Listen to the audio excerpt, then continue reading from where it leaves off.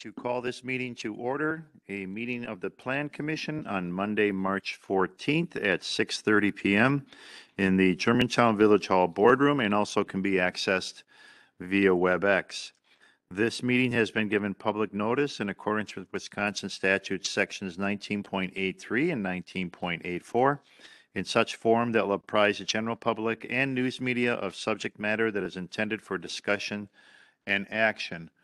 Roll call shows all commissioners present except for Trustee Baum, who is excused, and Representative Kimmler, who is scheduled to be joining us a little bit later in the meeting.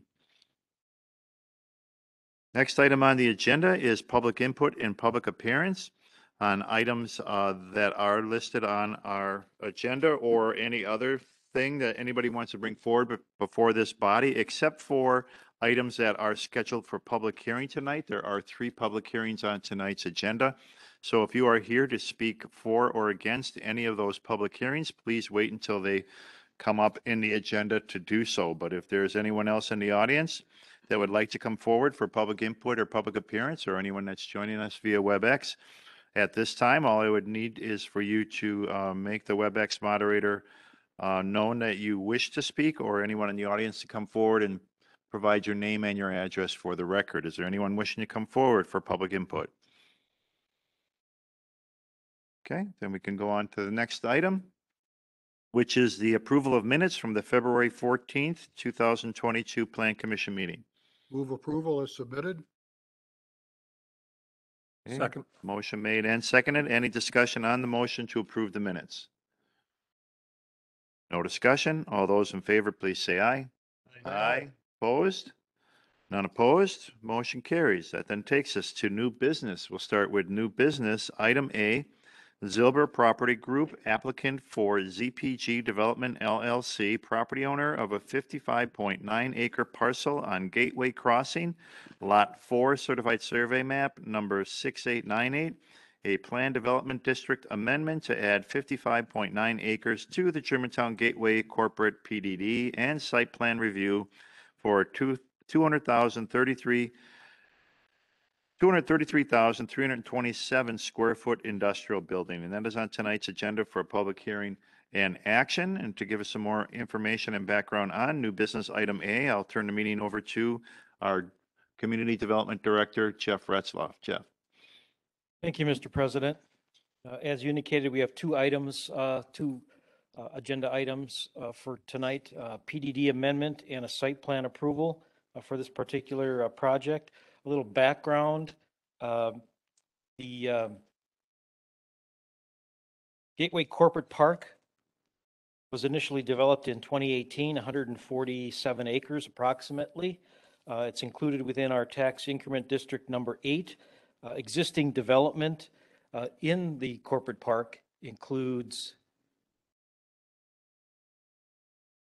the Zilber 1 building, the Briggs and Stratton building, 706,000 square feet. Zilber 2 and 3, approximately 200,000 square feet each. Zilber 4, 146,000 square feet. And tonight on our agenda is proposed building Zilber number 5 with approximately 233,000 square feet. So to date, we've developed about 1.25 million square feet of industrial warehouse type buildings in the Gateway Corporate Park. 5 buildings out of approximately 7 according to the original concept plan, as you can see on the screen. Back in 2020, we added a twist. We created a planned development district for a portion of the corporate park, the area to the west of Gateway Crossing, in order to relax some parking lot setback requirements so that the buildings could share common truck and trailer storage behind their respective buildings in the event that the buildings or properties would be divided into separate parcels, as was the case with Zilber 2 and 3. This graphic shows the remaining portion of Lot 4, the north part, if you will, although it's twisted on its side. North is to the right, west is to the top. The proposed location of the Zilber 5 building on tonight's agenda. The planned development district amendment that's proposed is to add about 56 acres, as highlighted here on the screen in blue. The existing PDD area is highlighted in red. That was created in 2020. This proposal is to add the remaining area to the north and west of Gateway Crossing into the PDD for purposes of that relaxed parking lot setback requirement. The site plan, as I mentioned, is for Zilber 5, 233,327 square feet of warehouse industrial space, much like the Zilber 2 and 3 and 4 buildings for that matter. Industrial warehouse, multi-tenant setup so that can be divided into multiple tenant spaces. Four-sided architecture, 12-foot wide by 32-foot high painted insulated precast concrete wall panels with reveals and articulation, a white and light gray scheme with painted accents and stepped elevations throughout the buildings, aluminum storefront window systems, clear story windows, loading bays and docks on the north elevation, employee parking on the south, and much like the Zilber 2 and 3 buildings, rooftop HVAC units at this point are unknown and are to be determined at the time that the tenant spaces are built out. A couple of renderings of the Zilber 5 building, very similar to the other Zilber buildings. Site plan, as you can see here, orientation to the north to the top. The truck and trailer parking is on the north side, and eventually the building that would be constructed to the north of that would be the reverse image with the shared parking for trucks and trailers in between the two buildings. Some elevations, as you've seen in your packet materials. In this case, the south elevation and the north.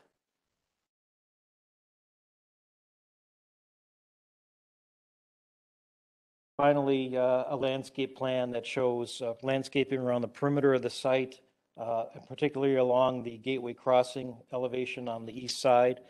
The PDD amendment is a necessary step to complete the Gateway Corporate Park development as planned. It creates the flexibility for the parking, and it allows the buildings to effectively be closer together, which, from my perspective, helps us out at the very end when we develop building number 7, which would be located just south of Rockfield Road, so we can build in the type of buffering and setback that we have, for example, on the north side of the Illing Company building, just to the east.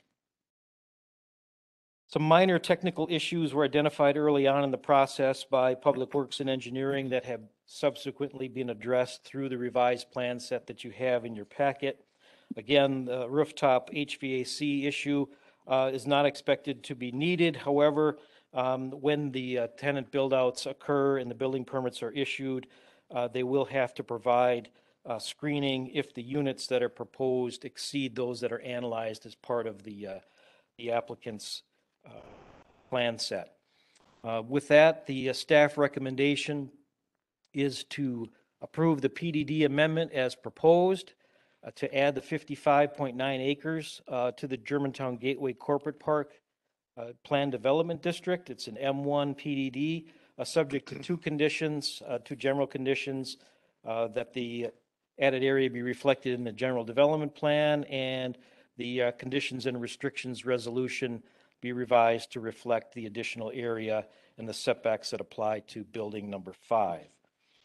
With respect to the site plan, the staff recommendation is to approve the site development of building plans for the Zilber 5 building, subject to 6 conditions. We can get into those if you like, but we do have a public hearing this evening. The public hearing, purpose for the public hearing is because of the PDD amendment. It is effectively a rezoning to add or create or expand the specialized zoning district for the Gateway Corporate Park to include the 55.9 acres. So we have a public hearing that we can handle at this point. Okay. Thank you, Director Etzela.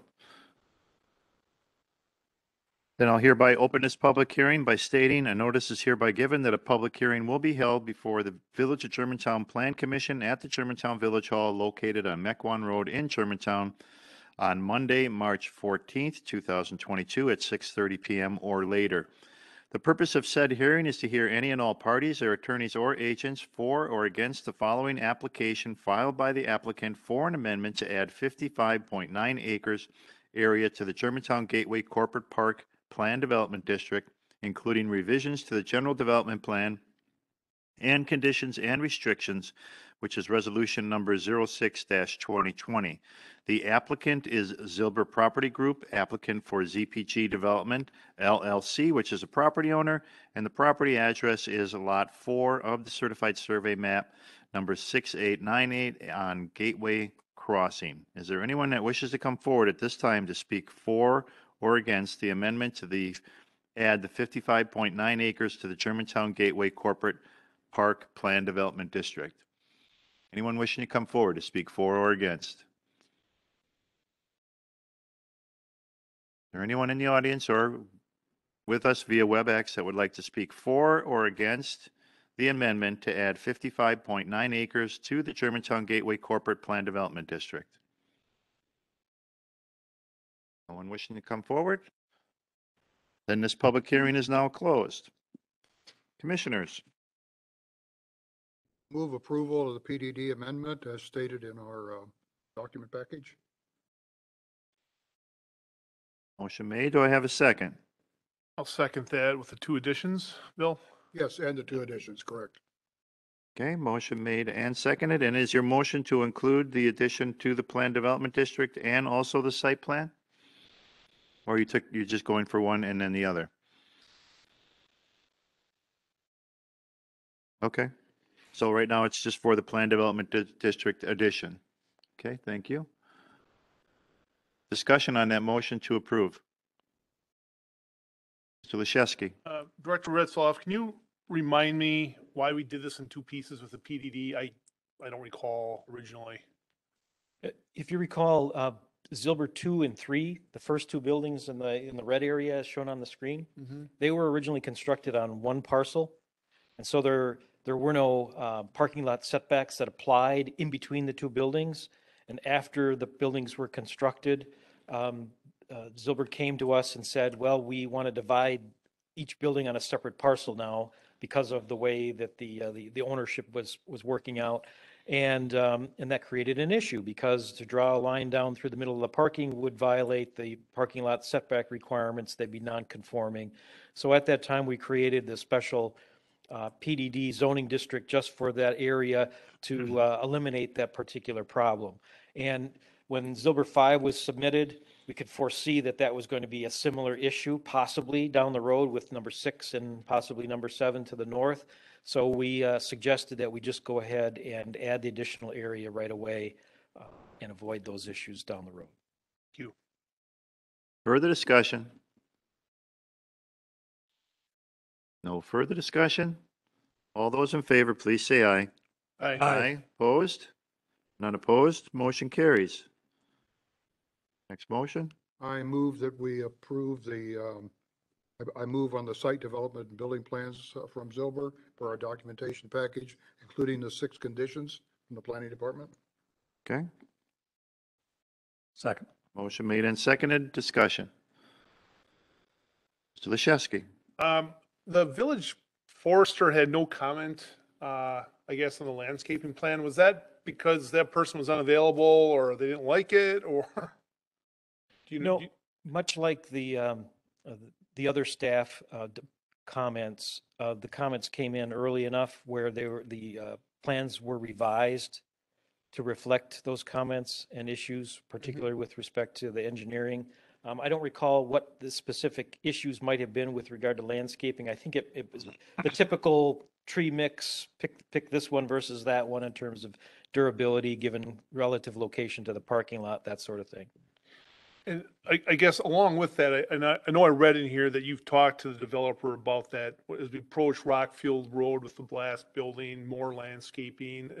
Any idea kind of what we're looking at there in terms of setbacks compared to like what's allowable versus what's contemplated for that buffer you talked about?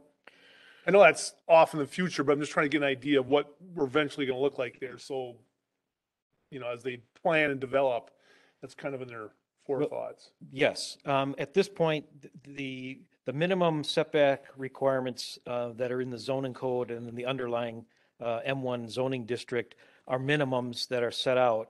And through the site plan review and approval process, the Plan Commission, will effectively require, in this case, a greater setback and I don't want to say extraordinary, but extra landscaping as a buffer, just like we did with the Illing Company. And as you indicated in the staff review comment, we sort of let Zilber know that that's what we're expecting down the road. So we need to start thinking about that now with the pre-planning for these other buildings, including number 5.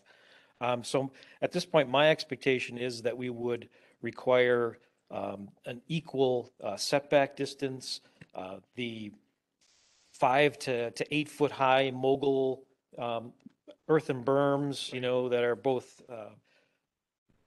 have the variation to them, along with the landscaping interspersed throughout that particular setback area. Thank you. Further discussion on the motion to approve the site plan? Mr. Williams? Parking, meet the requirements of the 180 square foot per space, 9 by 20. But our general guidelines are 1 space for every 2 employees.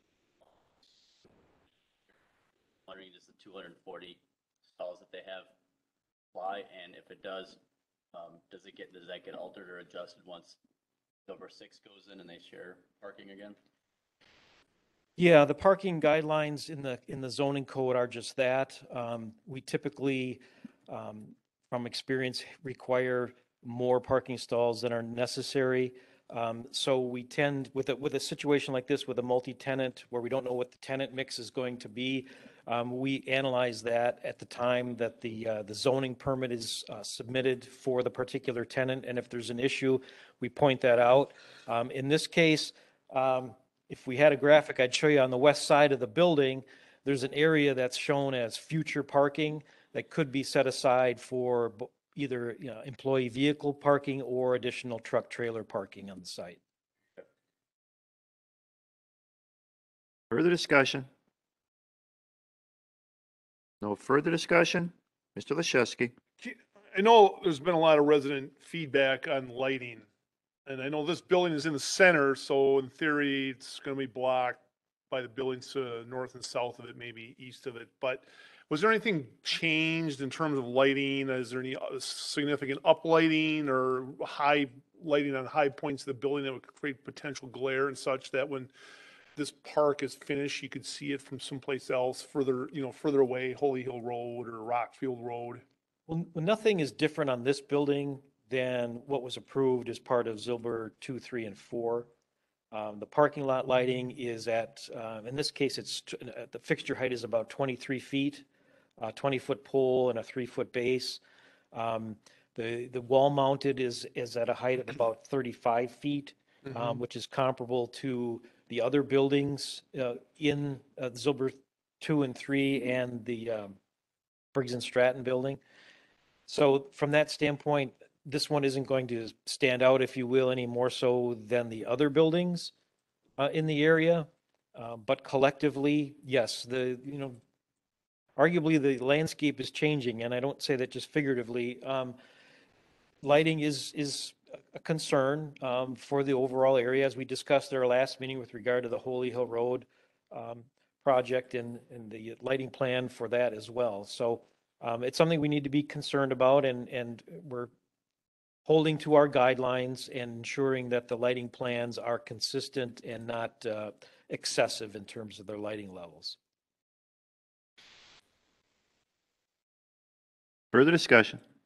I'd just like to add a comment to that. I think the lighting on the buildings is what makes it visible from so far away in that area.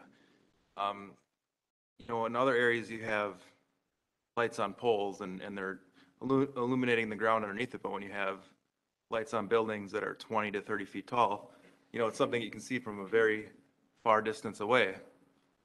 Now this building is going to be in the middle of an area where there's already lights that are similar to that But moving to the future and further east on Goldendale, it'd be nice if you maybe didn't illuminate the buildings and illuminated the ground underneath with pole mounted fixtures. Yeah, the one thing we did do with the pet food business building that's under construction now at the corner of Goldendale and Holy Hill Road is we did require the building mounted lighting to be at a lower level at 15, no higher than 15 feet, much like in the exterior poles in the parking lot, again, at 25 feet or under. So we were successful in doing that a little bit closer around the perimeter of what's now the business park. So yes, there's that issue. There's no doubt you can see the area from quite a distance when you're traveling on 41. I would think that last piece, especially to the north, that north wall of that last building, that's again eliminating that so that you don't see that wall from way north in the village when you're looking south. So I guess the other issue is that we were dealing with buildings that are predominantly warehousing, logistics, a lot of truck bays, docking, and activity that, spans all hours of the day. And so those areas for safety and just logistics are being lit up. yeah, in the center of it, I would completely agree. But as you get towards like the north perimeter, and I know that's not discussion for this meeting, but just telegraphing that down the road, just from what the residents are telling us. And if I may continue, if you look at what they are lighting on some of those buildings, yeah, it's not always just the area where there's going to be truck traffic. Like I think on the on Holy Hill Road, there's plenty of lights just illuminating the side of buildings that aren't really used, like where there's some service doors and employees take breaks and stuff like that, but not like where the semis are parked and where there's a lot of action going on. So,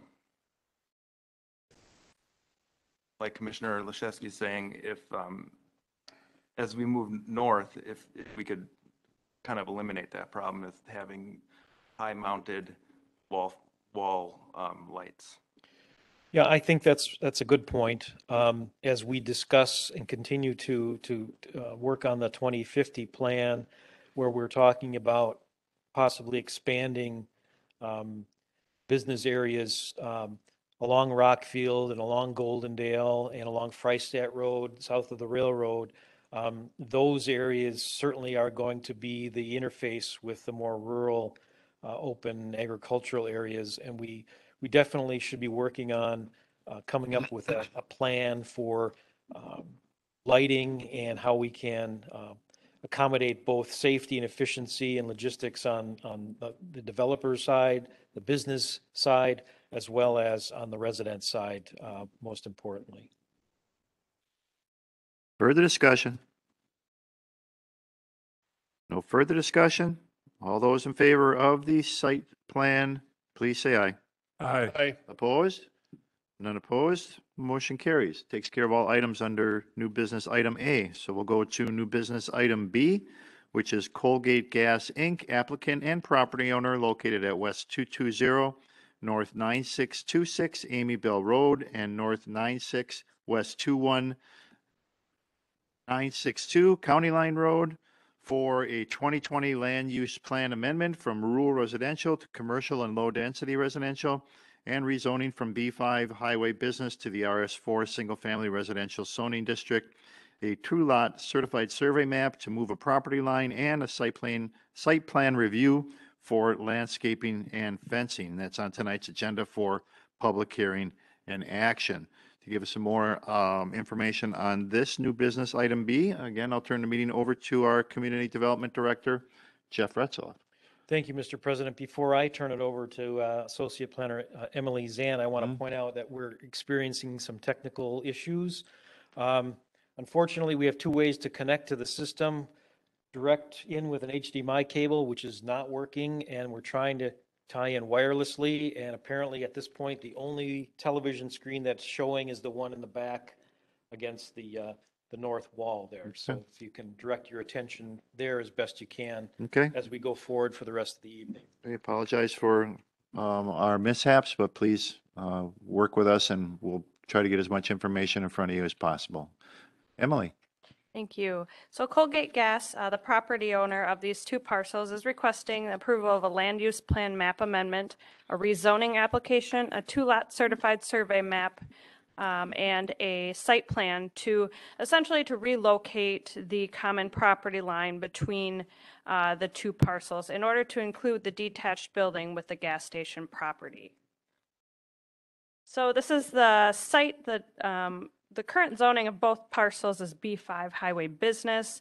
There's residential to the north and east, as well as residential to the south of County Line Road, and agricultural use to the west. So the two existing parcels are both owned by Colgate Gas.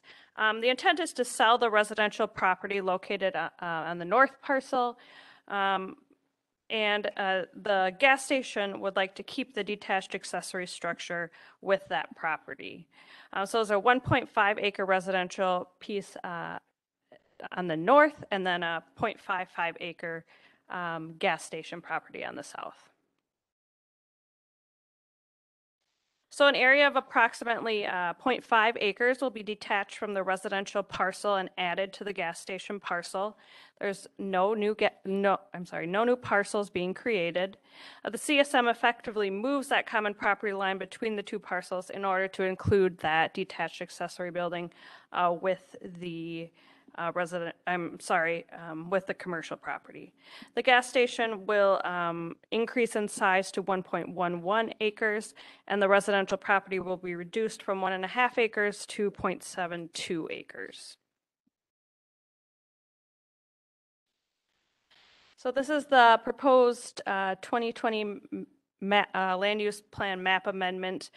Currently on the left-hand side, you can see the parcel is designated rural residential for the residential piece, and then commercial for the gas station. Because of the residential parcel decreasing in size to less than 1 acre, there's a land use plan map amendment classification amendment needed from the rural residential to the low density residential, which is the classification for a parcel of this size, just less than 1 acre. The commercial designation will be extended up to match the new property lines of the commercial property, of the gas station property. The proposed rezoning, currently, again, both parcels are zoned B5 highway business. The residential property needs to be rezoned from B5 to RS4, which has a minimum lot size of 20,000 square feet. The proposed lot does meet this requirement for the RS4 district.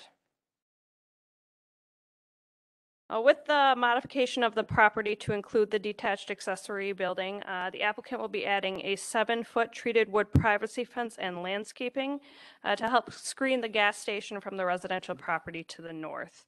The fence and landscaping will extend the full length of the common property line. No other improvements are being completed at this time. Any other modifications to the site will require site plan application to be reviewed and approved by the Plan Commission. So staff supports the land use plan map reclassification, the rezoning, and the certified survey map. The fence and landscaping should help to buffer the gas station from the residential properties to the north. And we've also added a recommended condition that no outdoor storage be allowed on the property. Staff recommends approval of the land use plan map amendment, the rezoning, as proposed. Staff recommends approval of the 2-lot certified survey map subject to 1 condition, and approval of the site development and landscape plans for the commercial property subject to 3 conditions. With that, we have a public hearing for the land use map amendment and the rezoning applications. Okay. Thank you. I'll now open this public hearing by hereby stating a notice is hereby given that a public hearing will be held before the village of Germantown Plan Commission at the Germantown Village Hall located on Mequon Road in Germantown, and also virtually through the WebEx platform on Monday, March 14th at 6:30 PM or later. The purpose of said hearing is to hear any and all parties, their attorneys or agents for or against the following applications: for a 2020 land use plan amendment to change the classification from commercial to rural residential. Number two, a rezoning a portion of the subject property from the B5 highway business to the RS4 single-family residential zoning district pursuant to section 17.17 of the village zoning code. And number three, a two-lot certified survey map to divide the property as described below. The applicant is Colgate Gas, Inc., applicant and property owner, and the properties are located at North 96, West 21962, County Line Road, and West 220, North 9626, Amy Bell Road. If there is anyone that wishes to come forward to speak for or against the land use plan amendment, the rezoning application, you're welcome to do so. Just come to the podium and state your name and your address for the record. Is there anyone wishing to come forward at this time? Yes, ma'am.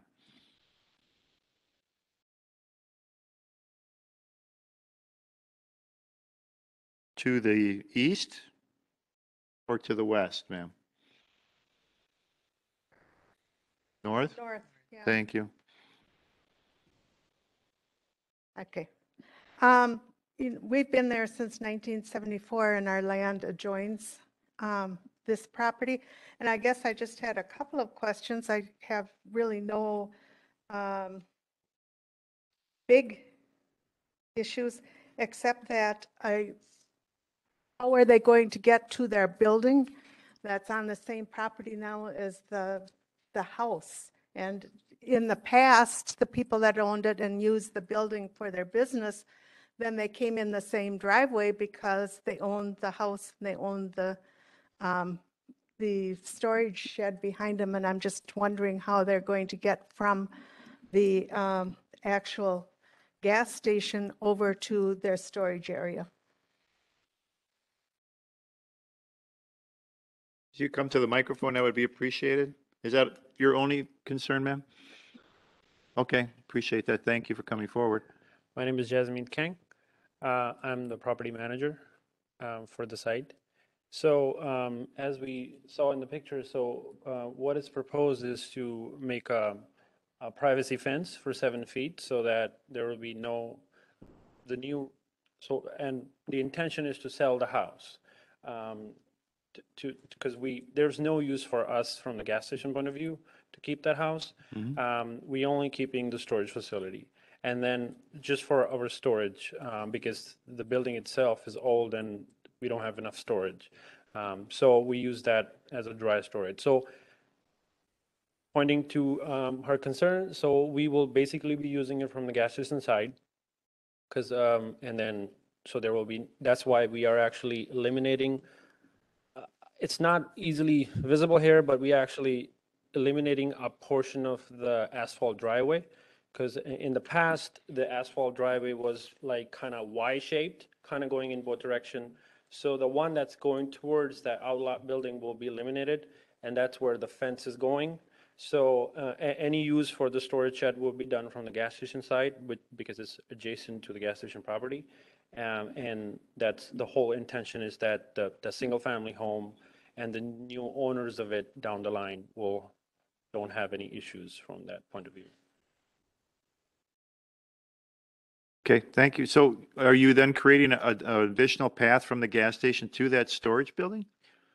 Yes, but it won't be, the thing is, it's just a storage facilities. We don't access it all the time. So at this point, we're not making any like asphalt driveway, but probably down the line, if we need to, we can.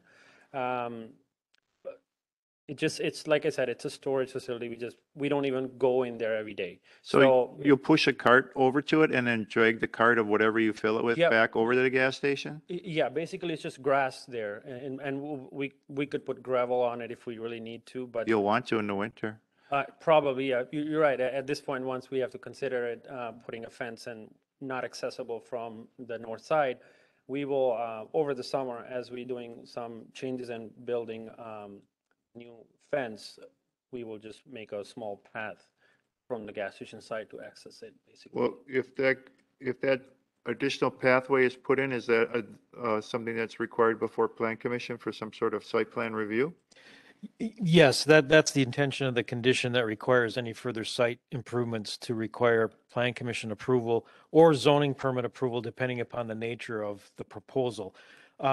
If it's fair to say, and correct me if I'm wrong, Jasmeet, this is essentially the first phase of at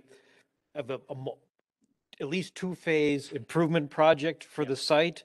I think the intention is, and you can elaborate on this, is to make some further building improvements, some additional parking improvements, and at that time, a more complete site plan approval would be submitted and reviewed and approved by the village. Yeah, so one of the intentions was originally to buy that piece of land, was to extend the piece of property for the gas station a little further north, because not at this time, but we have plans to probably extend the parking lot behind the gas station and add just a gas, like a diesel canopy. We have a lot of requests to add diesel to the site, which we currently do not have. And the way the building is, and it's set back closer to the highway, there's barely any improvement can be done to the south side of the building. So we were hoping to add two additional, like a small canopy and two additional pumps just for diesel on the north side of the building.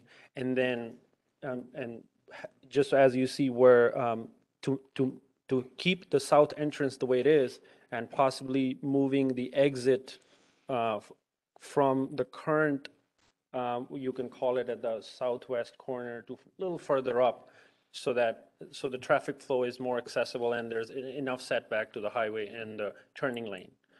But that, like I said, is probably a future project. Okay. Thank you for answering the question. Is there anyone else that wishes to come forward to speak for or against the changes to this property? Ma'am, if you wish to come forward, I do need you to come to the microphone because there are people watching and they like to hear what people have to say. So I would appreciate that. Thank you. I live on the west side. And your name and address, please? Capril, 2908 County Line Road, Colgate. Thank you. My question is, in your future plans, then the trucks or whatever access is going to come out on Amy Bell Road? You're going, Because the exit for the property will remain the same, which is the one facing Emma Valley Road, yeah. I mean, not right now, but at that point, you need to consider that road. That's going to be a problem.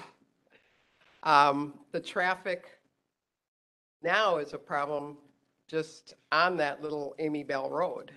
So, in the future, you need to look at this. Are you planning on doing a car wash as well? No. And just the fact of way that's landscaped there, when we have heavy rains, I mean, that water sits right by that driveway of that house. I mean, it backs up when we have heavy rains. So that's my concern as well. Okay. Thank you for coming forward. Is there anyone else that wishes to come forward to speak for or against the 2020 Land Use Plan Amendment or the rezoning application? Yes, ma'am.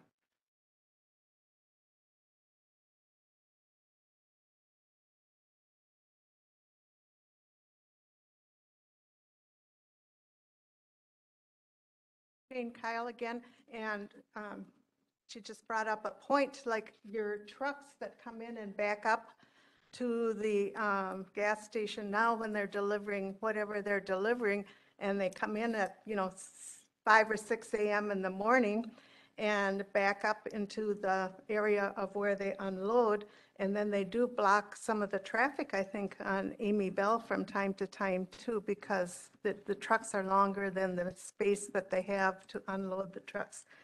I don't know what kind of a solution that can be found for that. There's like on the property, how you're going to do that. So, but I'm not sure of. And it's a concern. 6 in the morning.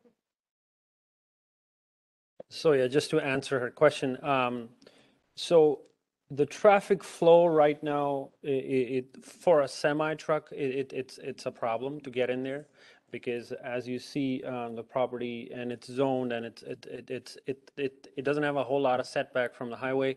So when the semi, especially when we get a fuel delivery, probably twice a week, and then the semi, it has to come on a semi. So the semi has to go in. And then it becomes a very dangerous.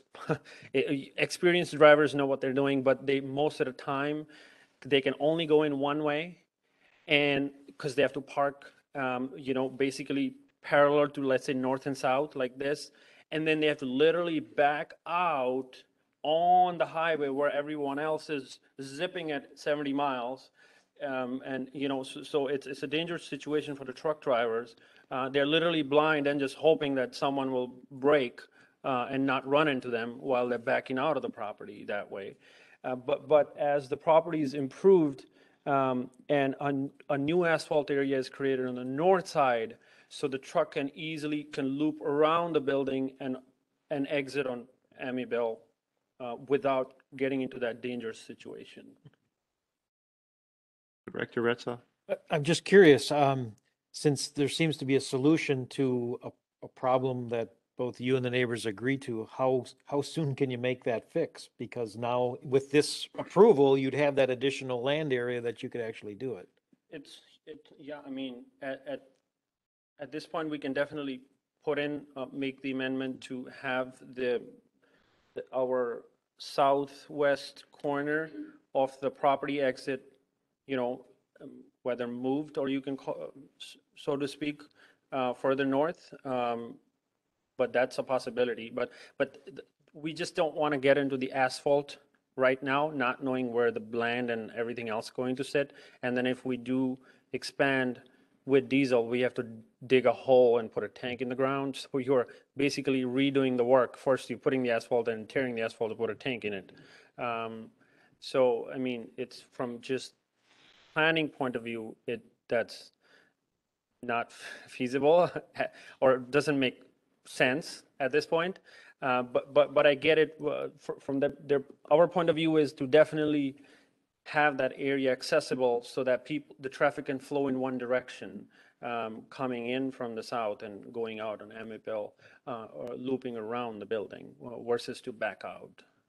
That's the intention. But I can work with, with the team here, with planning, and see if we can, something else you need.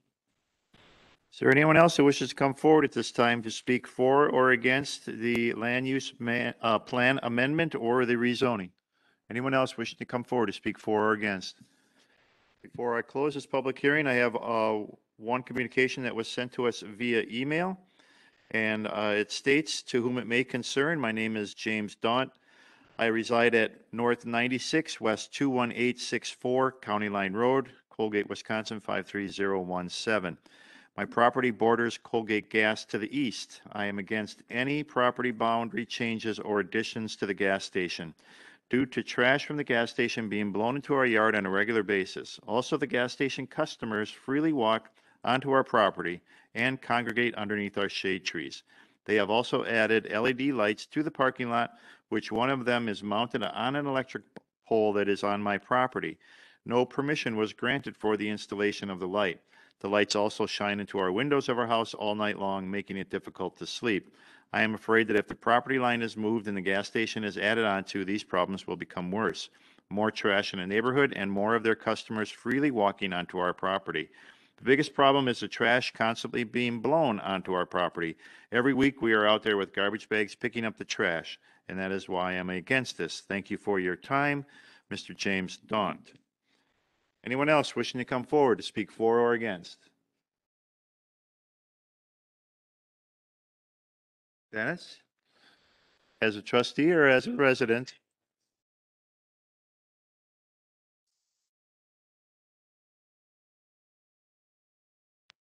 My only question to the committee is in regard to what we just heard in regard to the gentleman not making sure when he wants to make these improvements, keeping in mind what the residents have talked about. So my question to this committee, board, whatever, is can we put a time frame in there in regard to having that particular aspect taken care? That's my only.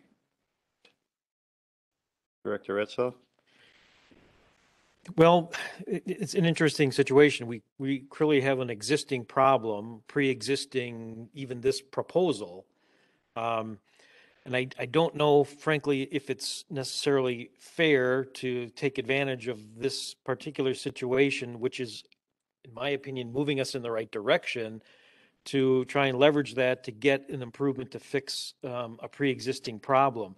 The owner has indicated a willingness, a desire to address the issue that he's aware of through making site improvements that would accommodate what it sounds like is relocating the Amy Bell driveway further north and connecting that to a paved either parking area or driveway that would go around the building on the north side and then wrap around to the east side so that one could make a complete loop in a safe manner. I think that's an excellent idea. That's why I asked the question, how soon might we expect something like that to happen? But frankly, I don't know that we can, although we can put some sort of time frame to at least analyze the situation, maybe. I guess I'd be curious what the committee has to, the planning commission has to say. Commissioners, any input in regards to that? The only thing I could say is, all we're really talking about tonight is just this division of the property, right? Yeah, we're relocating the property line so that But that's it, And the zoning? and the zoning. in the zoning. And that's all a result of relocating that line to the north. It makes the residential property smaller, and it necessitates these sort of housekeeping measures to change the classification of the plan for a small piece and the zoning change. So it's not as if we're being presented with a truly a site development and building set of plans for approval. It sounds like that's the phase 2 concept. Which would be a better time to address some of these issues, in my opinion. Yes, and I guess the question at hand is, do we ask you to voluntarily, or do we tell you to come up with a plan in the next 6 months or whatever time frame? So just to clarify, so the sale of the house and the proceeds from it will help us move to the Plan B. So since the house is of no use for the gas station point of view, it is currently zoned as commercial, even though I don't know, I mean, we don't even know why even it was zoned commercial to begin with. You must have proposed it as one joint property Yeah. at that time. Otherwise, we just wouldn't have changed it to that otherwise. So we just Yeah. want to correct a pre-existing problem, at least for the house. Zone it as residential as it should. Sell it. That proceeds will help us move to Plan B of improving the property. That's where. Is this the same ownership group as when the house was purchased? I don't think so. You just recently acquired the property, or the Yeah. owner did, and that you represent. Yeah, we acquired it after, so, yeah. So there's a new ownership group there? Yes. We had issues with the previous owner with regard to that shed and junk piled up. It used to be like leased out for a gutter repair operation that had trucks and piles of old gutters and things. Took a series of code violation notices and citations that I think eventually led to it being cleaned up. But the new ownership group has made a commitment to making improvements, and they're following through, at least, as part of this phase 1 approach, so. And I would agree, because this particular gas station has brought residents out in the past for other items.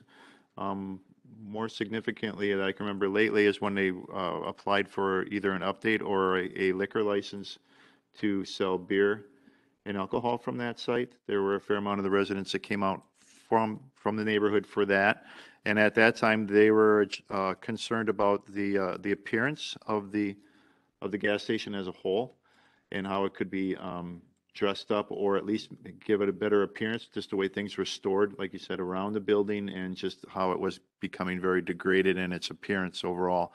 And I think they did some cosmetic changes to it, and kind of painted it up and straightened some things out, but then it seemed to kind of fall off over the years back to what we see again today. So my hope is that the new group in there is a little bit more serious about some of the concerns of the residents, and at the same time is looking to upgrade the site a little bit more, because as the community grows, so does the commercial businesses that are in that area, and we're hoping that they would stay up with that momentum and kind of dress that property up a little bit further than what it is right now.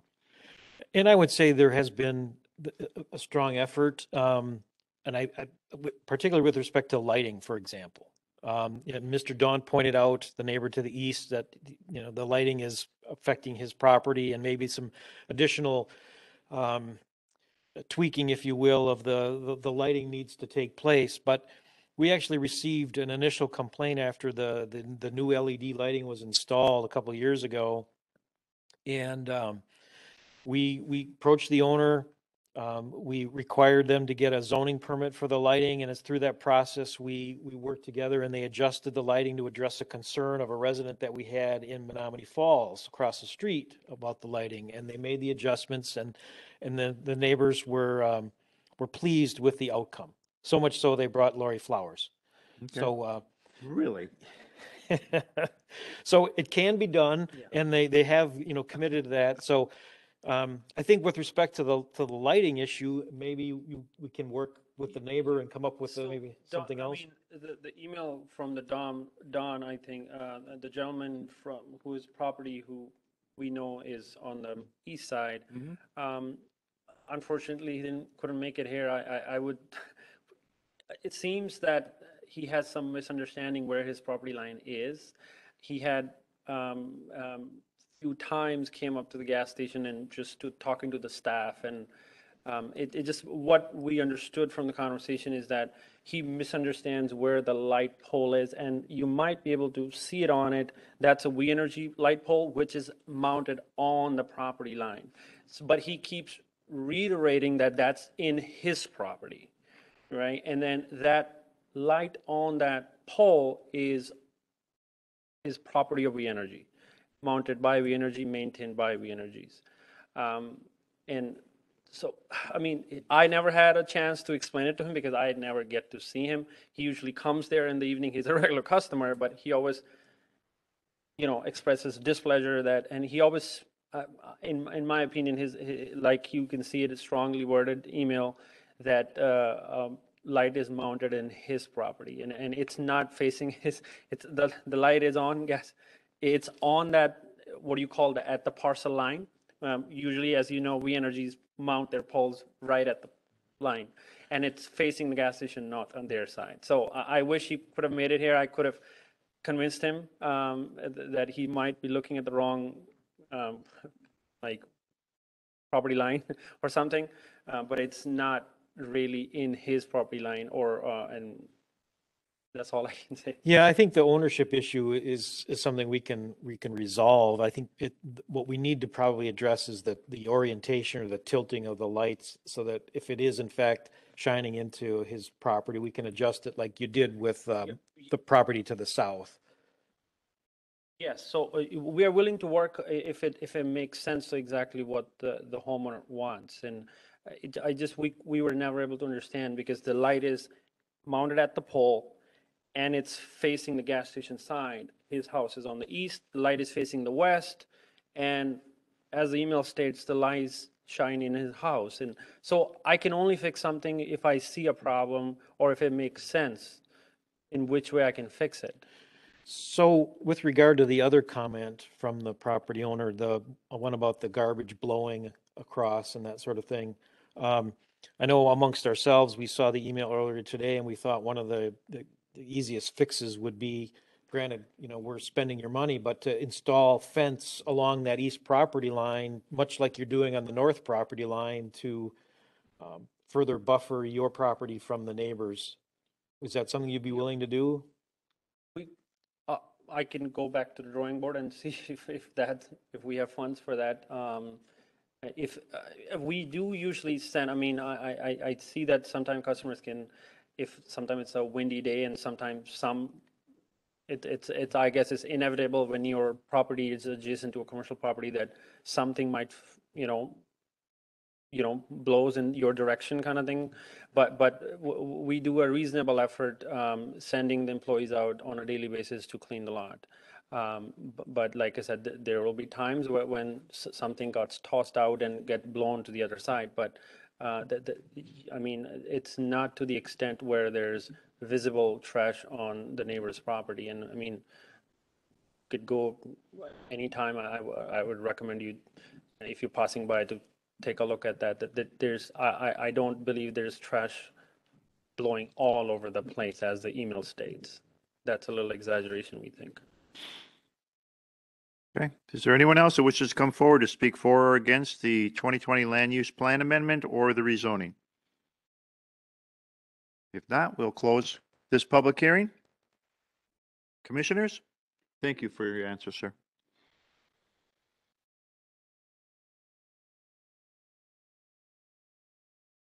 Or do you want to break it?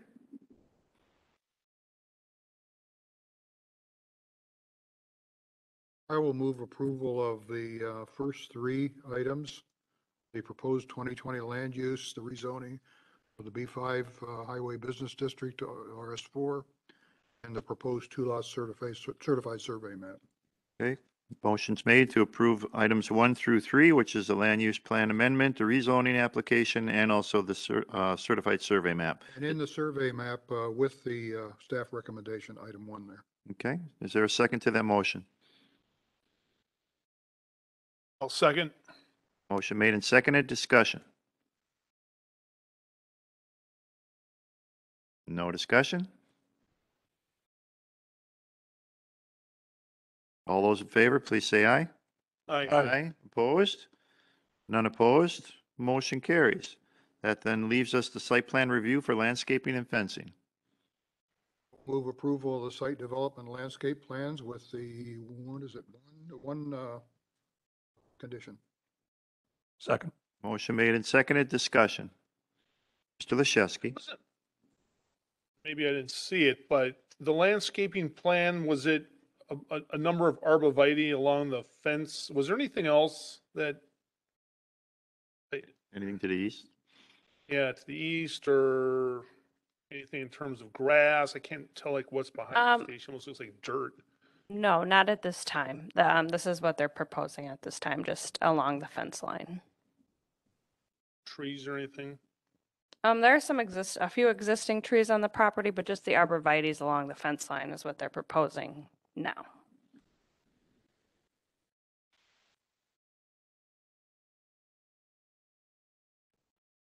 Mr. Leshevsky, you still have the floor. No, I guess at the end of the day with the fence and it's going to be a pretty dense canopy of arborvitae there, but I guess it's going to be necessary to buffer that residence and make it attractive to purchase. Okay, and then with the fence, is there anything that you want to address, or is there a concern to the east? For me, at this point, I don't know what you can do to the east until you have further plans down the road of what's going to circle a building or go behind it, the diesel, buried tank, etc. So at this point, that just may impede construction. Okay. But I think the final plan, you'd certainly want something like that. Yeah, I would agree with that. We'd want to see something when we do the site reorganization, the planning, the upgrades. That should be part of it, or at least consider it. As part of a way to buffer the resident to the east? Correct. I mean, the property owner has taken extra measures of consideration to the property owner to the north. And I'm sure it helps to sell that property as well, but maybe similar considerations could be done or should be done to the property owner to the east too. This isn't the first time, and sorry, I understand that this is a newer ownership group, but each time that this particular site has come forward on something that's changed, the trash blowing has been brought forward each and every time. So it's not something that's new to this, to this submittal. Further discussion?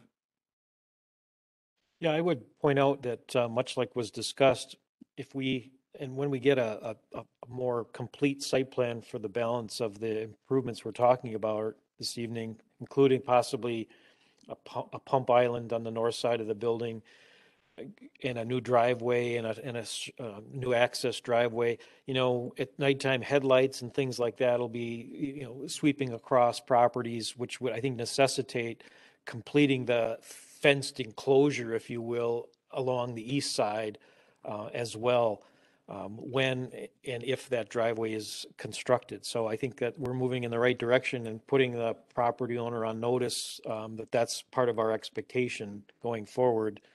Makes a lot of sense. It's my hope that in today's housing market that house sells quickly for you so that then you can realize those funds and bring your plan forward sooner than later.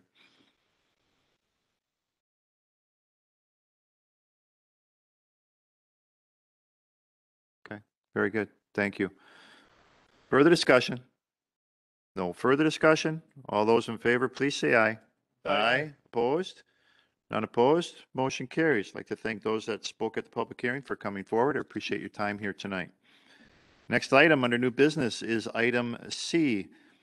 Elizabeth Orton, applicant for Anderson Brother Construction, property owner located at West 188 North 10707 Maple Road. A conditional use permit for an indoor recreation establishment, and that's on tonight's agenda for public hearing and action. To give us some more update and information on this new business item, I'll turn the meeting over to our associate planner, Emily Zant. Thank you. Elizabeth Orton, the applicant, and Anderson Brothers Construction, the property owner, are requesting approval of a conditional use permit to operate an indoor recreation establishment called A Kid at Heart Playland in the commercial property located off Maple Road. The site is zoned B1 neighborhood business. There's commercial zoning to the north, agricultural to the east, and commercial to the south, and then the I-41 interstate to the west. This is the existing site. The location is the former Ron's Gun Shop, which has been vacant for some time now. So just a little bit about the proposal. A Kid at Heart Playland, as described in the application, will be an indoor play facility for families with children of all ages. The business will have activities for people to enjoy educational and imaginative play. The proposed business hours will be varied daily, but will be between 9 a.m. and 10 p.m. Wednesday through Monday. It's their intention to be closed on Tuesday at this point. They're anticipated to be 2 to 3 part-time employees, but additional will be hired as needed. Opportunities for party rentals will be provided. There will be no child care services provided at this family. It's expected that if you bring your children there, you're watching them. Basic, easily prepared foods are planned to be available for purchase, and the applicant is also, as part of their application, they have indicated that they are considering applying through the village to obtain permits to sell beer and wine, but that has not happened at this time.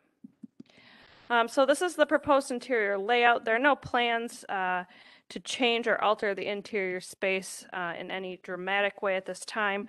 Movable, modular, 3 to 4 foot tall walls will be used to divide the generally open format of the interior space. The existing offices in the back of the space will be used for party room rentals. So indoor recreation establishments are permitted in the B1 neighborhood business district with a conditional use permit, which is why we're here today. Staff supports the proposed use in this location with a few conditions, one being that no outdoor play areas or storage would be permitted, and that the business shall not be used as a child care facility in any capacity. So it's staff's recommendation to approve a conditional use permit for Elizabeth Orton and A Kid at Heart Playland to operate as an indoor recreation establishment in the existing building located at W188N10707 Maple Road, subject to 10 conditions. And I'm happy to go through those conditions if you'd like. Otherwise, That's all I have. This is a public hearing item. Right. Okay, then I'll open this public hearing by stating a notice is hereby given that a public hearing will be held before the Village of Germantown Plan Commission at the Germantown Village Hall located on Mequon Road in Germantown and through the WebEx platform on Monday, March 14th at 6:30 PM or later. The purpose of said hearing is to hear any and all parties, their attorneys or agents for or against the following application filed by the applicant for a conditional use permit for an indoor recreation establishment, family fun playland, from the property described below to pursuant to section 17.28 subsection 3 subparagraph E of the Village Zoning Code. The applicant is Elizabeth Orton, applicant for Anderson Brothers Construction, property owner, and the property is located at West 188 North 10707 Maple Road. At this time, if there is anyone in our audience or joining us via WebEx that would like to speak for or against the conditional use permit application, you're welcome to do so at this time. Just come to the podium or state your want to the WebEx moderator that you'd like to come forward and speak for or against this item on this public hearing. Is there anyone within our audience that'd like to come forward to speak for or against? Yes, sir.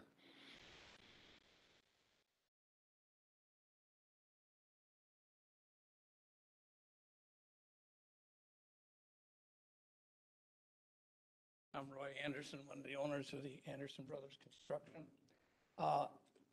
I think it's a big plus for us to go from a gun store where there had been problems over a period of time in the last year. I think there was like 3 robberies there, to go to a business that is kid and parent friendly.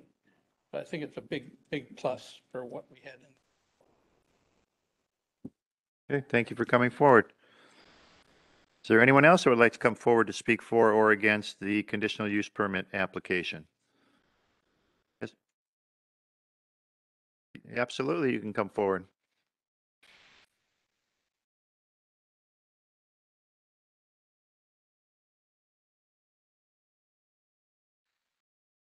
Elizabeth Orton. I'm owner of proposed permit.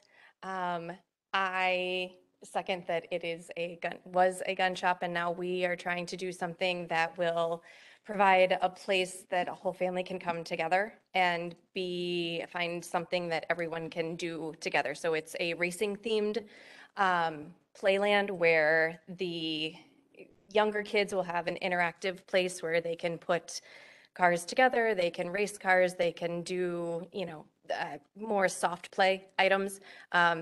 Then there will be, I don't know if you guys are familiar with slot cars at all, racing. So the older kids, like tweens, that kind, and then adults will have a facility to do the slot cars. So there's, in the drawing, the big loop thing is, here's a picture of it. Okay. Makes it a lot easier. Yeah, absolutely. That'd be great. Thank you. This Appreciate is my that. husband, Hubert.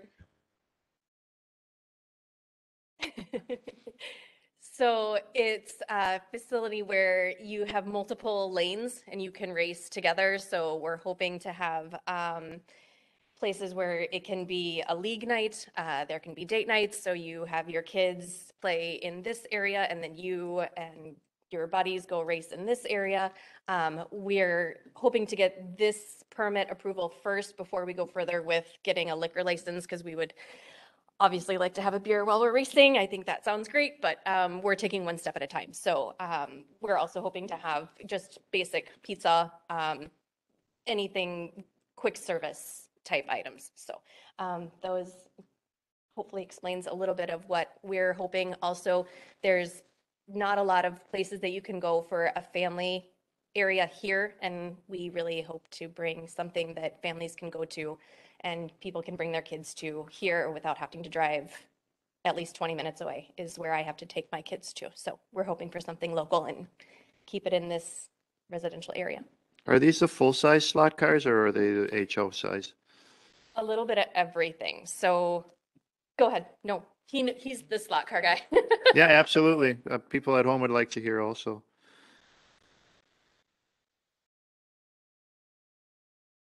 My name is Hubert Orton. I'm co-owner.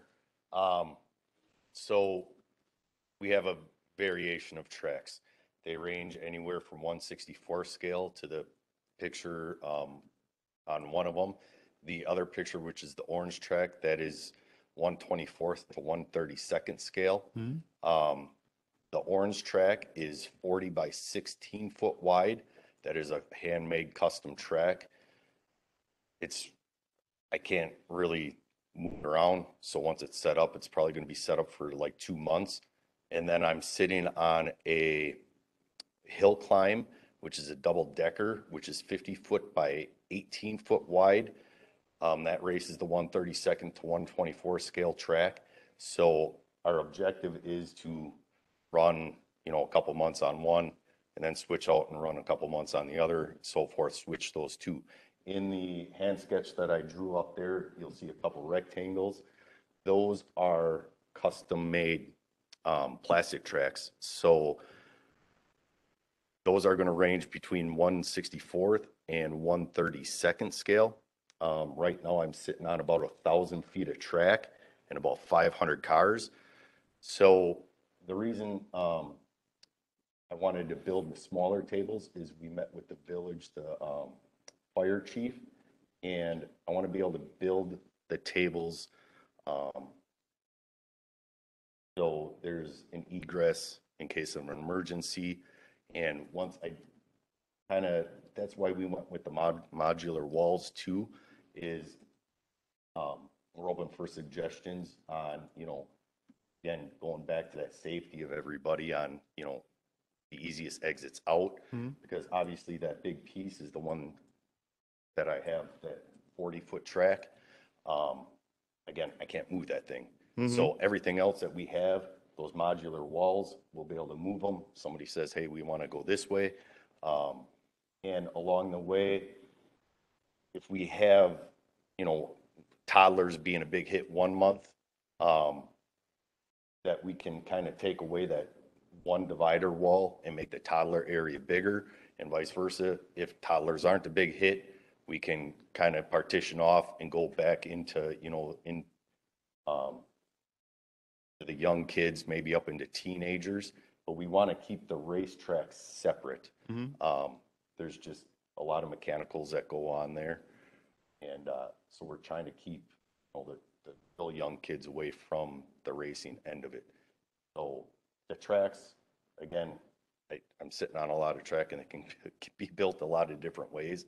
It's just what's going to fit our needs and what's bringing people in at the time. So mostly your theme is going to be in a slot relate? You're not looking at any type of radio control? No, it's all going to be slot cars on the track. Okay. No real remote controls. My experience with slot cars goes back, way back. So the contact point was brushes on the metal part. I imagine that's changed No, to some degree. So there's still brushes to the contact points. so there's still brushes on the hand routed, on both tracks. They're just brushes on the 1/24 and 1/32 are physical And metal brushes. you still coming get down. the smell after you run the cars for a while? A little bit. Okay, that was probably the best part of the whole deal. So that was why I brought the pictures, is because that's the other thing for me. It was really big in the 60s and 70s, and it's kind of been slowly dying off. I'm real hands-on with our kids, and this is a way for them to learn about electricity, and they're going to help me build the tracks. You can build these cars from the ground up. Some people treat them like NASCAR racing. They'll wind their own motors. They'll put their own axles together. We're not looking at getting into the competitive edge. We're looking at keeping it just strictly families coming and have a good time. I can't tell you how bored I get going to some of these play areas, and I stand in the corner and my kids are playing. Wish I had something to do. So that's why we're integrating kind of that racing theme into it, is that a whole family can come and enjoy, an hour of time. Okay, great. I appreciate the additional explanation. Director Retzoff. Could you elaborate on the food service? Is there going to be a kitchen?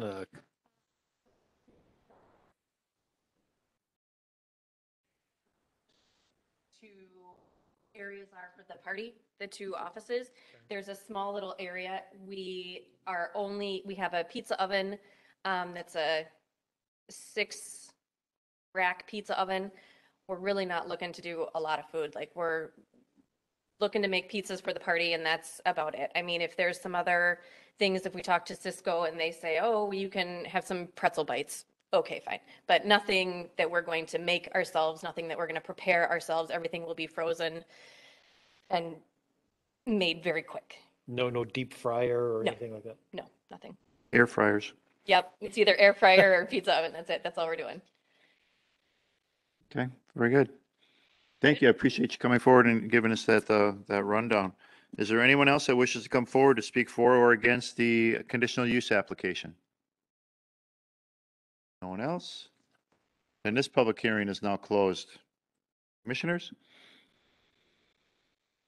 Approval of the conditional use permit for Elizabeth Orton, the Kid at Heart Playland, with the 10 conditions from the planning department.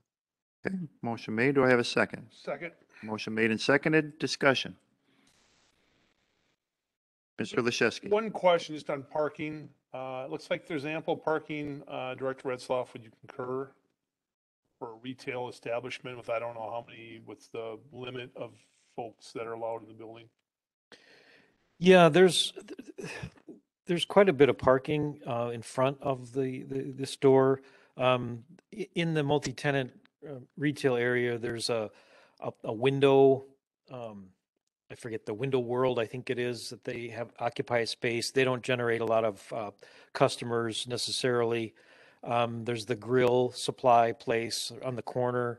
And then on the other side, there's the appliance place with parking on the other side, the north side of the building. So I'm confident there's adequate parking, but it does have the ability to spill over, frankly, into the Habitat for Humanity lot, even north of there. If it becomes an issue, I think we would encourage the owners to get together and to work out some sort of shared parking arrangement if it came to that, even if it's a formal agreement is necessary.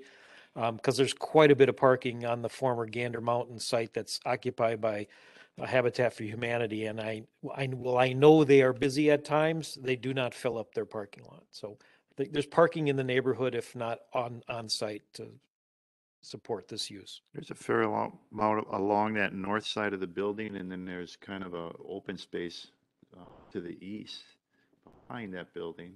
Well, that's where that gun shop used to be, right there. So it widens out pretty much over there, and any type of designation of, if need be, in long term, any striping would really help to get a little bit more organized and probably allow for more parking. But right now it's just it's a pretty large piece of asphalt back there. Right. And if parking becomes an issue as a result of this business, then I think we'll all be really happy. Further discussion, Mr. Williams. I just had a question on hours. I noticed one of the conditions was that you're limited to 9 to 10 o'clock per day, but in your write-up, you talk about how you might have longer hours during summer. Do your longer hours remain, are you talking about maybe while like the afternoon hours, or are you comfortable you'll be able to comply with the 9 to 10?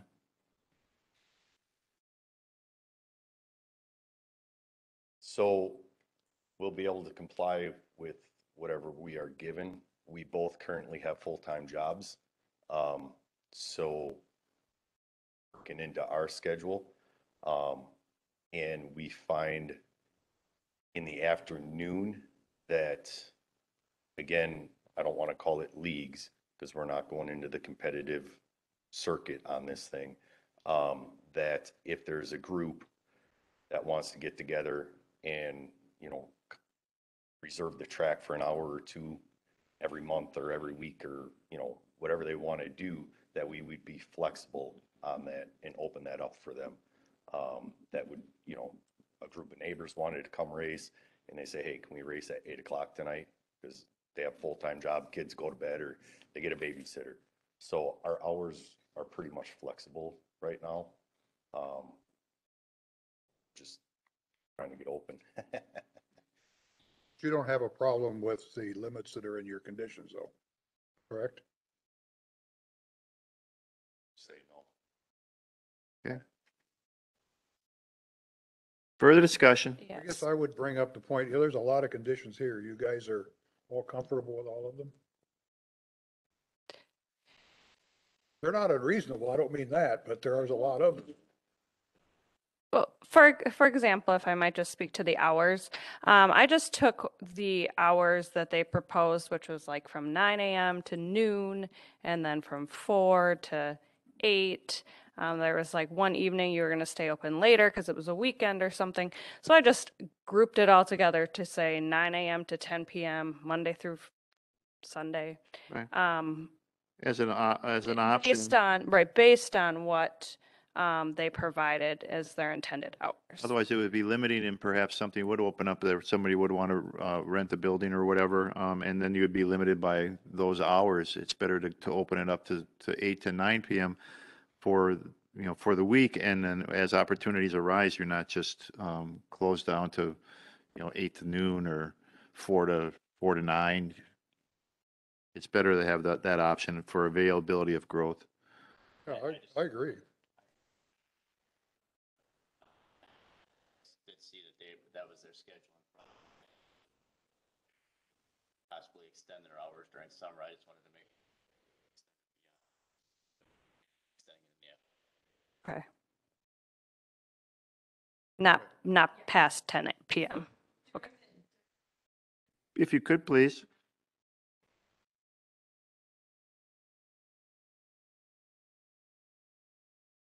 So during the school year, it's a little bit different because the 9 to noon is when the younger kids would be there, like the 5 and under that aren't in school yet. Then they go home and take a nap. So it doesn't make financially a lot of sense for us to be open when there's not going to be a ton of kids there.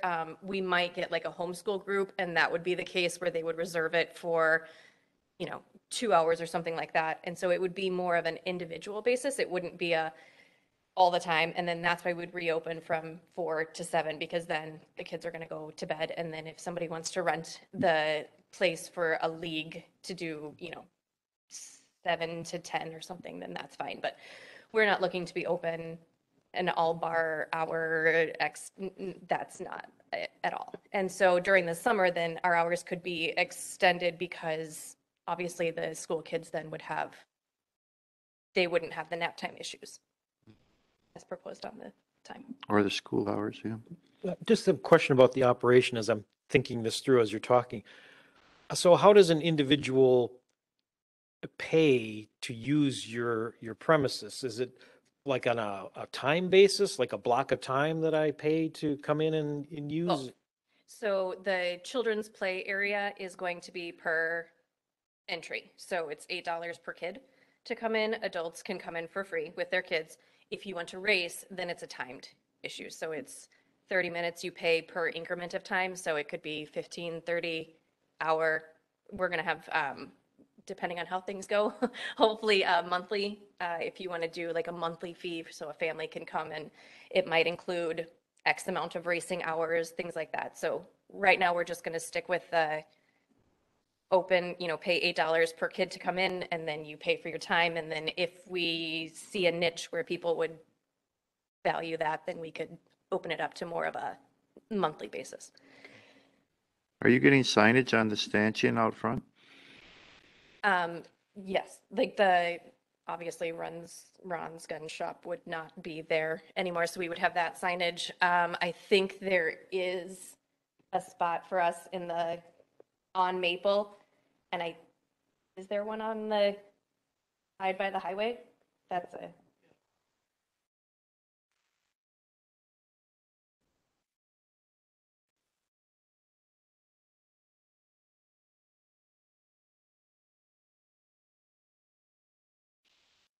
You need a sign application? Yeah, so, and one of the conditions of the 10 is that when you install or you have proposed signage, that will have to come back to the Plan Commission if it's substantially different than what is there now. If it's a face replacement, we can approve that administratively.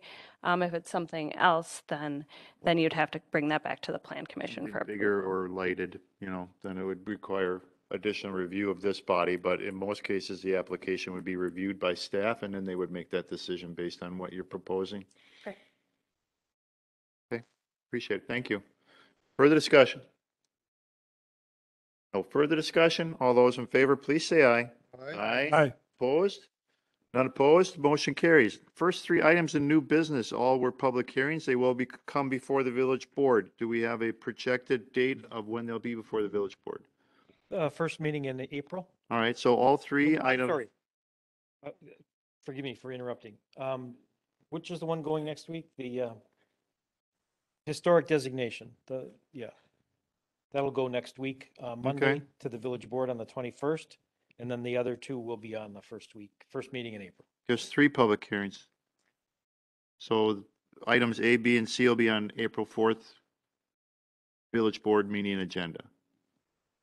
Okay, Yes, I'm sorry. And the one I'm going to be speaking to now has a public hearing that will go before the village board next Monday. okay. Sorry about that. No, not a problem. All right, thank you. Then we'll go on to new business item D, Caitlin Laterno and Kevin Chaudron, applicants and property owners located at North 120 West 15515 Freistadt Road, application for historic designation. Give us more information on this new business item. I'll turn the meeting back over to Director Retzlaff. Thank you. The subject property is located at the intersection of Pilgrim Road and Freistadt Road, as shown on the screen. It's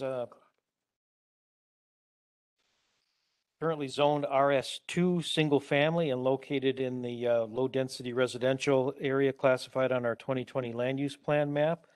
The property, the farmhouse was built in approximately 1858, according to the information that was provided in the application. Barn and silo on the property were built estimated sometime between 1858 and 1912. The property is known as the Braun Farm. The Stefan and Rosina Meyer Braun are thought to be the original owners or residents who purchased the land in 1845. The historic significance listed on the application includes that the buildings illustrate an important aspect of Germantown's history and that they are architecturally significant for the area. A little background on our process. The historic designation program is a voluntary one.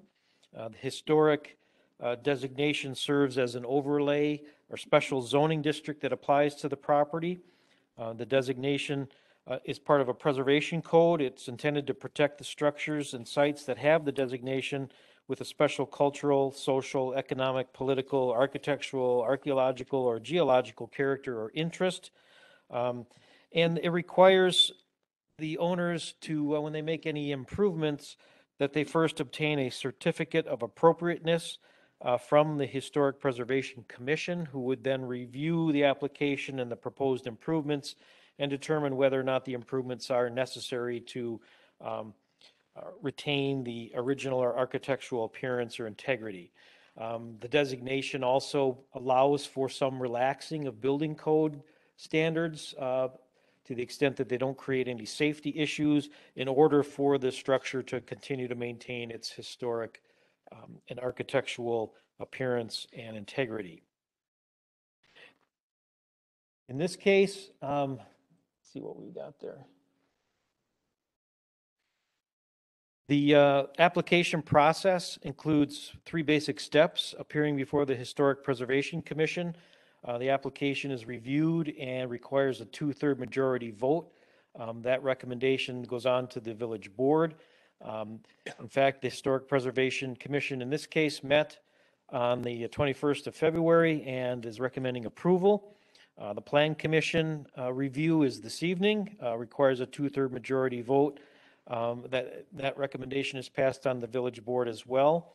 And as I mentioned earlier, on the 21st next week, the village board will hold a separate public hearing and take up the recommendations of the Historic Preservation Commission and the Plan Commission in deciding their action as to whether to approve the historic designation application for the farmhouse and the buildings on the property. As I mentioned, it's a RS2 single-family zoning district. We did not receive any negative comments from any of the departments that are charged with reviewing the application.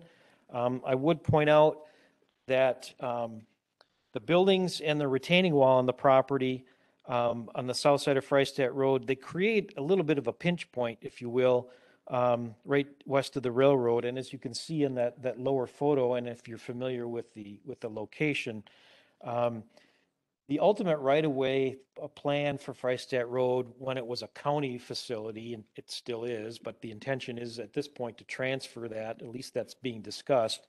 The ultimate right-of-way is 120 feet, 60 feet on either side of the center line. That does exist on the north side of the road, Freistadt Road in that location, but there's only 33 feet of right-of-way south of the center line, to just a few feet away from the retaining wall. So there's a little bit of a tight point there that prohibits the ability to get the full 120 feet of ultimate right-of-way.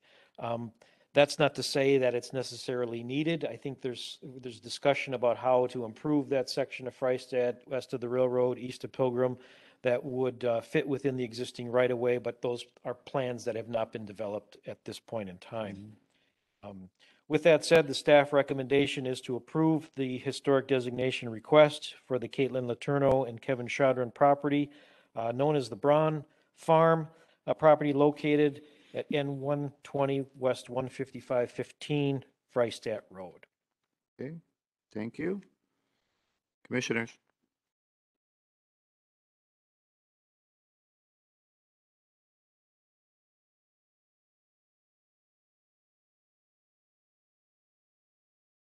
Second that. Motion made and seconded. Discussion. Mr. Williams? So Director, my question is, if we approve this, and I'm not saying that it'll ever occur, but if there was ever a plan to widen Freistadt, would this designation prevent the ability to widen the road? The short answer is no. The village's historic designation does not have that sort of restriction attached to it. I know that at a federal level of historic significance, a landmark designation at the federal level and even the state level, that has an impact on the ability to make public improvements, if you will. Our designation is more, is not as stringent as that. It actually encumbers the property owner more so than anything else in terms of their ability to make improvements. For example, they can't just simply propose, a family room addition off the back, like you might be able to do with a non-designated residential property. And there's the requirement to get this certificate of appropriateness. Like if you're going to replace windows, you need to replace them that are architecturally compatible and may not necessarily be the least expensive option. So it is a designation that comes with some responsibility, and it's not taken lightly either by the property owner or the village for that matter. But to answer your question, no, it doesn't prohibit the village from, or the property owner from, taking the buildings down for purposes of future public improvements. Further discussion?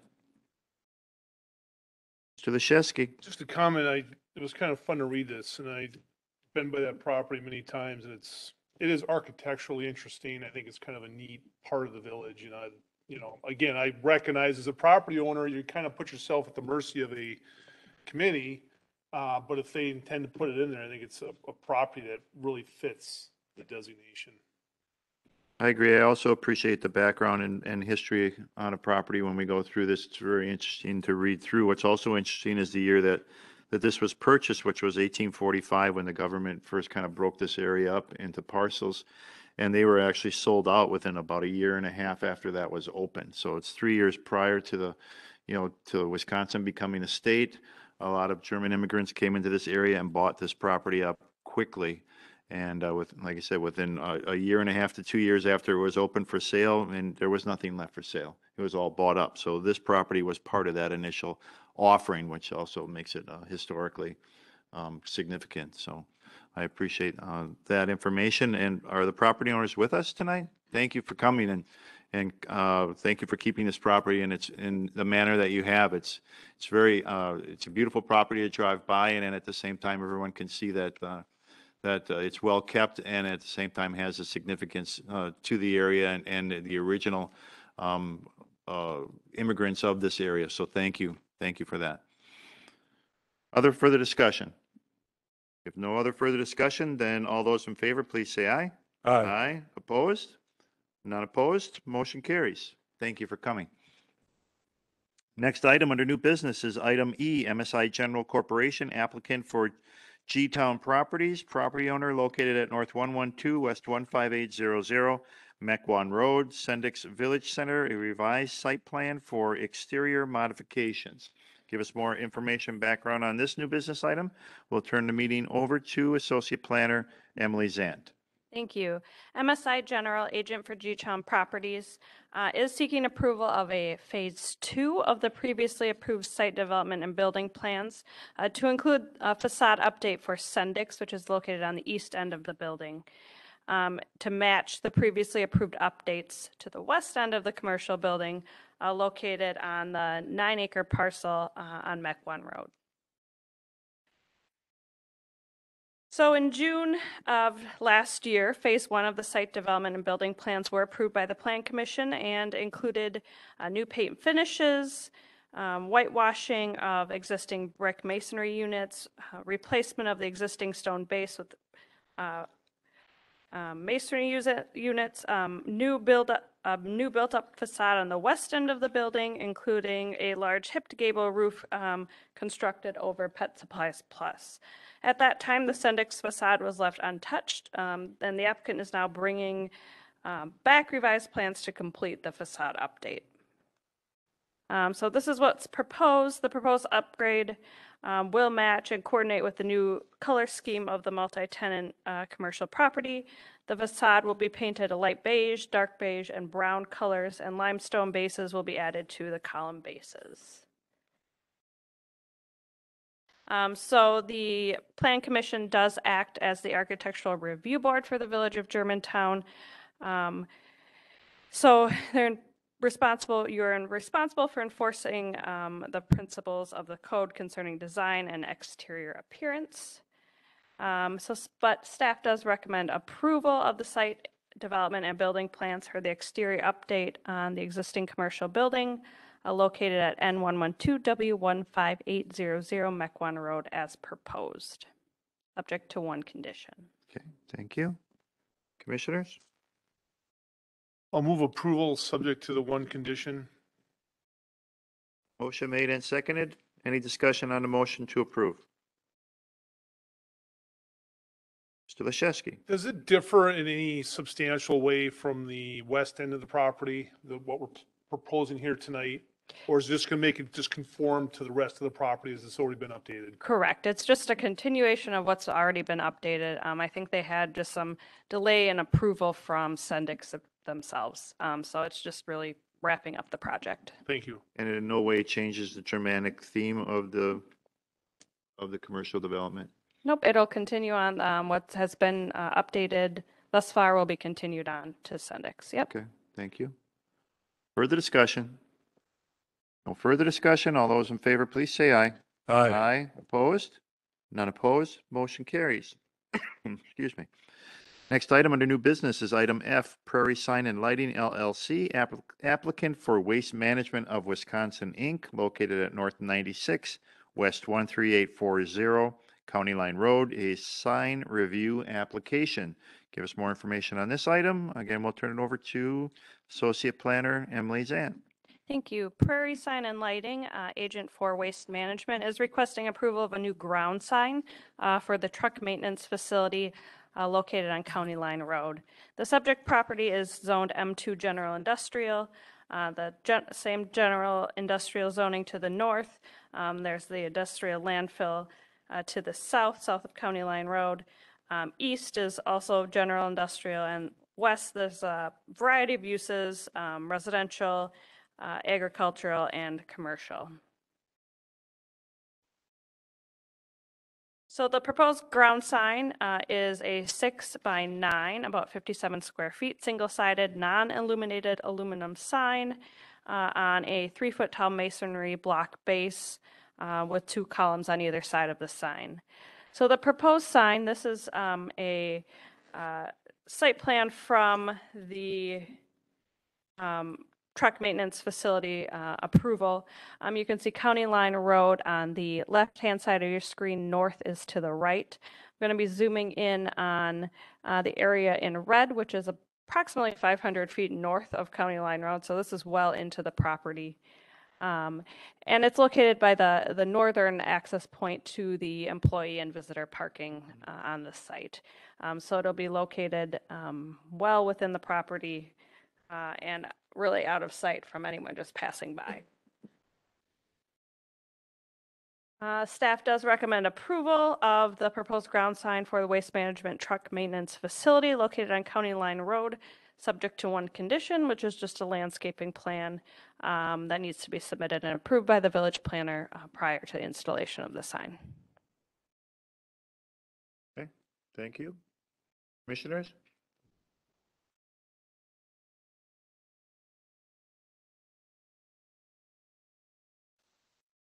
Motion made and seconded. Any discussion? You did mention it was not lighted? Correct, Okay. it's not. Great. Further discussion? No further discussion. All those in favor, please say aye. Aye. Opposed? None opposed. Motion carries.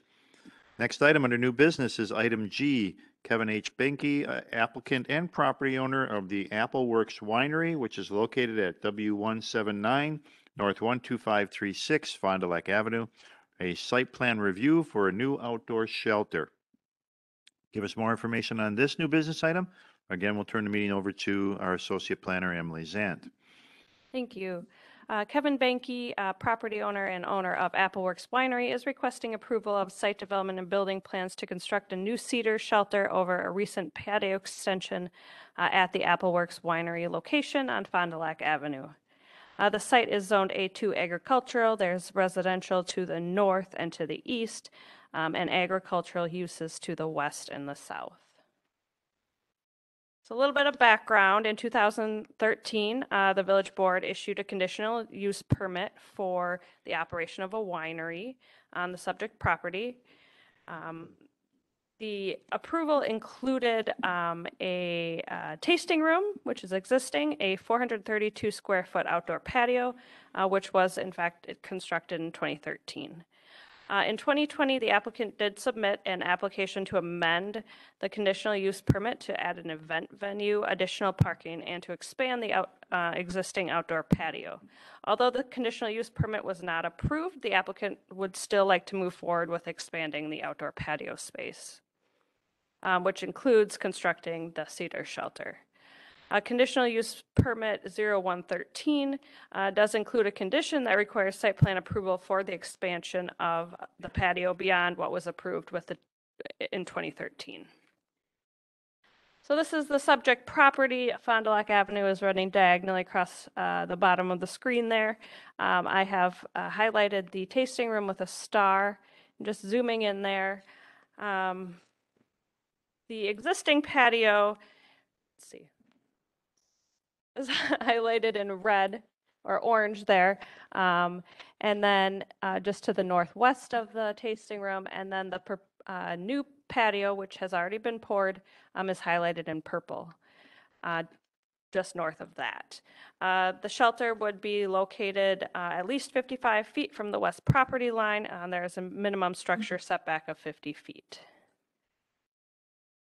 So the existing, there's an existing temporary tent located on the patio expansion, and that will be replaced with something similar to this. The proposed cedar shelter would be 20 by 30 feet, 14 feet tall. There'd be a black metal roof, and hanging party or string lights would be added.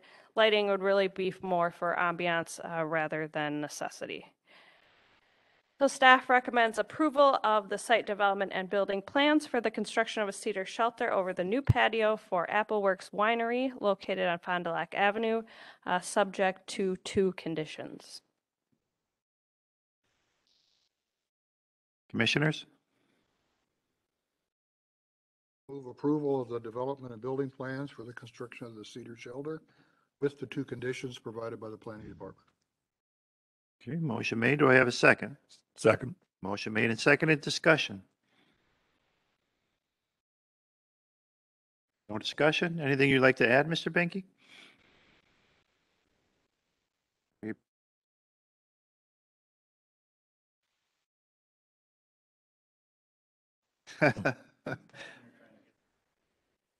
As funny as that sounds, a lot of us can understand that.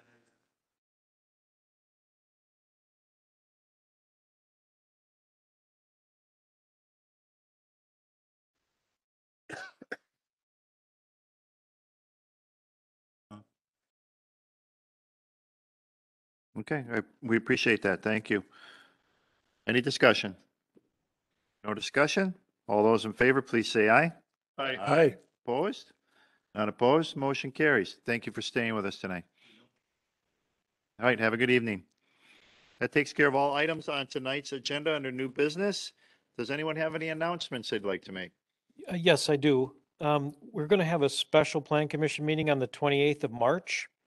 The purpose will be to consider or provide consultation on two separate development proposals, the details of which we'll go into that evening. But one concerns area at Lannon Road at County Line, and the other at this point and tentatively concerns the possible industrial expansion area that includes possible location of future DPW site near the Donjas Bay at Wasaki Road location. Again, those will be consultations, so we'll be getting some information, some details on both of those, and requesting Plan Commission feedback and opinion on them. Okay. And I would point out, just lastly, that our regularly scheduled meeting in April 11th, we're actually going to be holding a 2050 comprehensive plan workshop that evening, the format of which we're working out at this point, but it's going to be in this room. And the topic is going to be rural development policies and our rural preservation district as shown on our neighborhood district and corridor map. And we'll probably work in some other issues too, as well as with respect to development policies going forward. Okay, very good. Thank you. Any other announcements? If not, we can be adjourned. Thank you all for coming tonight. Thank you all for watching, and have a good night.